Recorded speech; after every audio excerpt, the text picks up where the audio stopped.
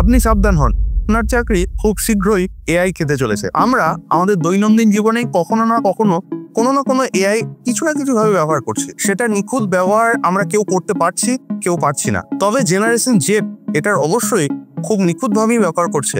এই ধরুন না, এখন গুগল জেমিনির এআই ন্যানো ব্যানানা টুল ব্যবহার করে আমাদের বাঙালিদের মধ্যে অনেকেই লাল শাড়ি পরিহিত ছবি পোস্ট করছেন। তবে আমাদের এই দৈনন্দিন কাজে এই এআই কে ব্যবহার করা একটা দুশ্চিন্তার কারণ হয়ে দাঁড়িয়েছে। আমরা সম্প্রতি গোটা দুনিয়াব্যাপী দেখেছি যে আমাদের এই এআই ব্যবহার ফলে প্রতিটা কোম্পানি প্রচুর পরিমাণের কর্মী ছাঁটাই করেছে। এই যেমন ধরুন গুগল, ইনফোসিস, টিসিএস, এইরকম টেক টাইকুনরা প্রত্যেক বছর হাজার হাজার কর্মীদেরকে নিজেদের দক্ষতার অভাব দেখিয়ে ছাঁটাই করে দিচ্ছে। তবে এর মাঝে একটি অদ্ভুত ঘটনা ঘটেছে, সেটা শুনলে অবশ্যই আপনি চমকে যাবেন। বেসরকারি কোম্পানি থেকে কর্মীদের ছাঁটাই এটা আজকালকার দিনের নতুন কোনো ঘটনা নয়। তবে এবারে যদি বলি যে আলবানিয়ার একটি মন্ত্রিসভা থেকে একজন মানুষকে মন্ত্রী এআই রিপ্লেস করেছে, তাহলে অবশ্যই আপনারা অবাক হবেন। আর এই এআই চালিত মন্ত্রী অবশ্যই গোটা পৃথিবীতে একটা নজিরবিহীন এবং সর্বপ্রথম ঘটে যাওয়া ঘটনা। তবে একটি গোটা মন্ত্রিসভা না হলেও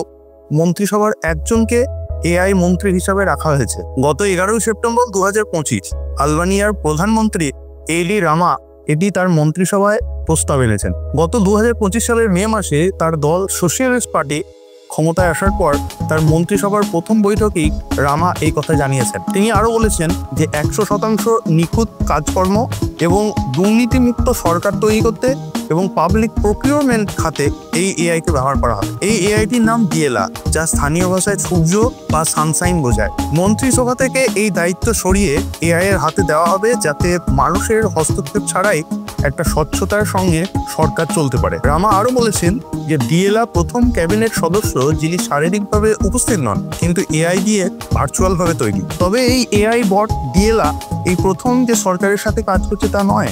আলবেনিয়া নামক একটি প্ল্যাটফর্মে তাকে প্রথম চ্যাট বট হিসেবে ব্যবহার করা হয়েছিল। তবে আমরা সবাই দেখেছি যে প্রতিটা ভালো জিনিসের একটি খারাপ দিকও রয়েছে। আর এই এআই প্রস্তাব নিয়ে আসার ফলে একটা বিতর্ক আর চ্যালেঞ্জের দানা বেঁধেছে।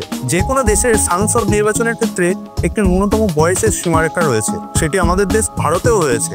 আর তেমনই আলবানিয়ার ক্ষেত্রে সেই ন্যূনতম বয়সের সীমা হচ্ছে 18 বছর, কিন্তু এআই ডিএলআর ক্ষেত্রে সেটি কোনো রকমভাবেই প্রযোজ্য নয়। তাই বিরোধী দল ডেমোক্রেটিক লিডার গাজমেন্দা বার্দি জানিয়েছেন যে এটি কোনো রকমভাবেই সম্ভব নয়, এটি সংবিধান বিরোধী এবং প্রধানমন্ত্রী আমাদের গোটা দেশবাসীর সঙ্গে একটা ছলনা করছে। আর দ্বিতীয় যে বিষয়টি সব থেকে চ্যালেঞ্জের, সেটি হচ্ছে এআইকে যে কোনো সময় মানুষ ম্যানিপুলেট করতে পারে। যদিও প্রধানমন্ত্রী রামা এই বিষয়টিকে সরাসরি নস্যাৎ করে বলেছেন বিদেশি কোনো একটি টেকনিক্যাল ইনস্টিটিউটের সঙ্গে পরামর্শ করে এই বটটিকে ব্যবহার করব।